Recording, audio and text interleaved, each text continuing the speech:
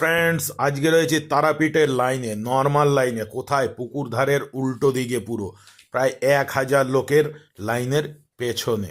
হ্যাঁ, ভয় পেয়ে গিয়েছিলাম প্রথমে, কিন্তু সময় লাগলো খুবই কম, 2 ঘন্টা লাগেনি। পুজো দিয়ে বেরিয়ে গেলাম।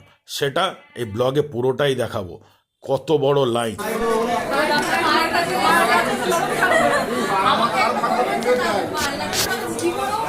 500 লোকের পিছনে লাইন, 500। নর্মাল লাইন দিয়েছি। জয় জয় তারা,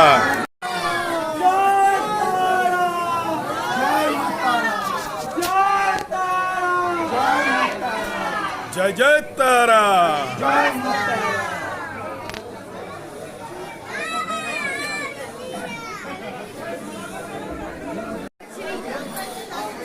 এ নিয়ে 3বার পাক দিলাম। আর একটা রয়েছে সামনে, সেই পাকটা খাবো। এই যে পাক দেবো, এই পাকটা দিলে তারপর হচ্ছে গিয়ে পুকুর ধারে রয়েছি বর্তমানে। পুকুর ধারে খুব স্পিডে লাইন, খুব স্পিডে সরছে। পরশুদিন ডিএম সাহেবের মিটিং ছিল, ওখান থেকে খুব স্পিডে সরছে।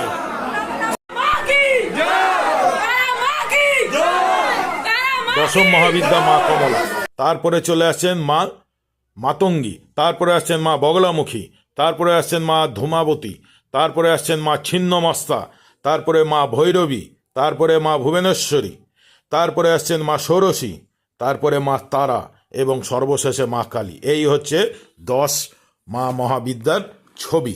এইগুলো আপনাদেরকে শেয়ার করলাম। হ্যাঁ, এবার যেটা বলছিলাম সেটা হচ্ছে, জীবনে কোনো দিন আমি এইভাবে লাইন দিয়ে মা তারার পুজো দিইনি, এই ফার্স্ট। ওর জন্য এই ব্লগটা করলাম, এবং স্পেশাল ব্লগ। কারণটা হচ্ছে, এখন হচ্ছে 200, 300, 400, 100 কোনো লাইন নেই, একমাত্র ভিআইপি 500 টাকার লাইন, আর হচ্ছে নর্মাল লাইন। এবার টার্গেট নিলাম যে না, নর্মাল লাইনেই পুজো দেবো। ফ্রেন্ডস, এইটা জানানোর জন্যই এই ব্লগটা করা, যে এখন আপনারা আসবেন, নর্মাল লাইনে পুজো দেবেন, মাকে নর্মাল লাইনে পুজো দেবেন, আর কোনো সমস্যা নেই। 1,000 লোকের পিছনে থাকলেও 2 ঘন্টার মধ্যে পুজো হয়ে যাচ্ছে, সুন্দর সুষ্ঠু পুজো হয়ে যাচ্ছে। মায়ের দর্শন করতে এসছি, আর ঘুষ দেবো না। কাকে ঘুষ দেবো? কোনো জায়গায় ঘুষ দেবো না। মায়ের দর্শন করছি, মায়ের সন্তান হয়ে। সো ফ্রেন্ডস, আজকে এইটুকুই রাখবো। শুধু বলতে হবে জয় মা তারা, জয় মা তারা, জয় জয় তারা। আর কোনো কিছু বলবো না, শুধু মা তারার কথাই বলে যাবো। সো ফ্রেন্ডস, একটু লাইক, শেয়ার, সাবস্ক্রাইব করে দেবেন। Bye bye.